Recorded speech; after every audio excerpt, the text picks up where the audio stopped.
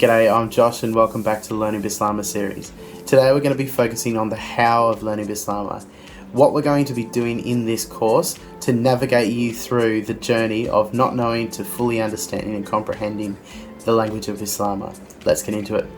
So throughout this course, you can expect to see a weekly video.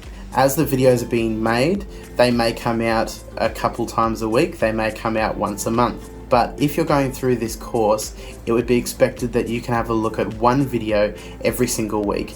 That's going to best set you up for success in this course. Another reason why it's really important to watch these videos on a weekly basis is something called spaced repetition. Now, spaced repetition is built around the idea that when you have that primary memory, you first learn something, you remember it 100% in the moment, but then very quickly and rapidly, you forget that thing that you just learned. Now, if you then repeat that same instruction or that same memory or go over the lesson again a week later, all of a sudden, you've interrupted that curve of forgetfulness. If you then space out the times in which you're reminded of that particular thing or you revisit that particular thing, you're going to continue to interrupt the curve of forgetfulness, so much so that you increase your gradient of retention and you hold on to that memory a lot more. This will make the language of Bislama a lot more automatic for you if you are constantly doing the lessons at a spaced interval. If you're interested in hearing more about the curve of forgetfulness or what spaced repetition is, there are some links provided up here that will go into further detail about this. I think you're going to get a lot of value out of those videos in terms of how you can best set yourself up for success in this course of learning Bislama. Although I do have quite a bit of experience in speaking Bislama, it's really important that you don't just hear Bislama from myself, but you hear it from others, especially local Vanuatu people who have grown up with Bislama as their native tongue. This means that a lot of the examples of sounds and words and conversations that we'll hear won't just come from myself, but they'll also come from Vanuatu people themselves in interviews and conversations that I've had and been able to record of them. Throughout this course, it's going to be really important to practice. Practice, practice, practice. Now, there will be instructions that will specify exactly what would be best to practice on, but it's really important that you have your notebook for all of these things. The notebook is going to be the key tool that you will use in practicing away from these specific tutorials. Now, when it comes to practice, I understand that this can be something that in our busy lives, it slips by and we can often forget to do.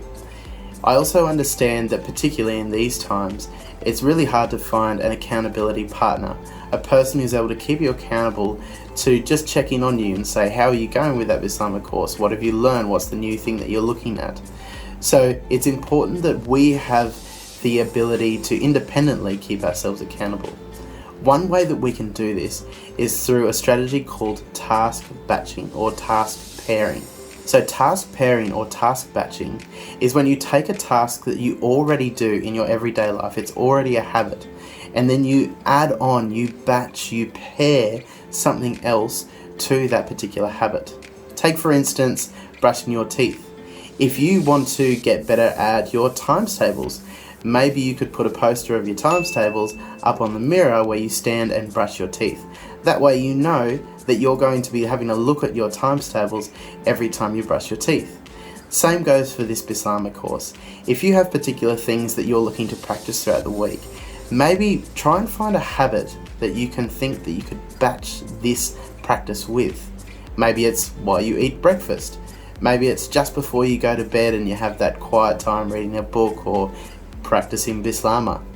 Maybe it's a Sunday morning or a Wednesday night, a particular time when you're free. Your task for this particular lesson is to try and find a time or a task that you do on a fairly regular basis that you're able to batch or pair Bislama practice with. Another key element to your success in this course is understanding the power of friction. Now, friction is one of the most powerful forces in this world. If you are going to be successful in this course, it's important that you remove as much friction as possible. Some practical examples: your notebook and pen. Keep them in a place that you can see a lot of the time, in a place that's accessible. If they're in a cupboard, if they're in a drawer, it's kind of out of sight, out of mind. Have them on top of something that you walk past every day. Have them close to the thing that you do with your batching task or that you pair it with. It's also really important when it comes to the course for you to watch and engage in these videos as best as you possibly can. Now, it sounds really cheesy, but one easy way that you could do this is subscribe to the channel and turn on your notifications. That way, every time a new video comes out, you're able to access that quickly. Also, if you happen to be on Google Chrome or Internet Explorer and you've got a bookmark tab at the top, you're able to bookmark maybe this playlist or maybe just YouTube or maybe the first video in the series, so that way you've got easy access to get back to the course whenever you need to. Now, I understand that people have been chomping at the bit to actually get into the language of Bislama and start learning this thing. Rest assured, next week's video kicks us off. First lesson, we're going to be looking at the sounds of Bislama. Stick with us, we'll see you then.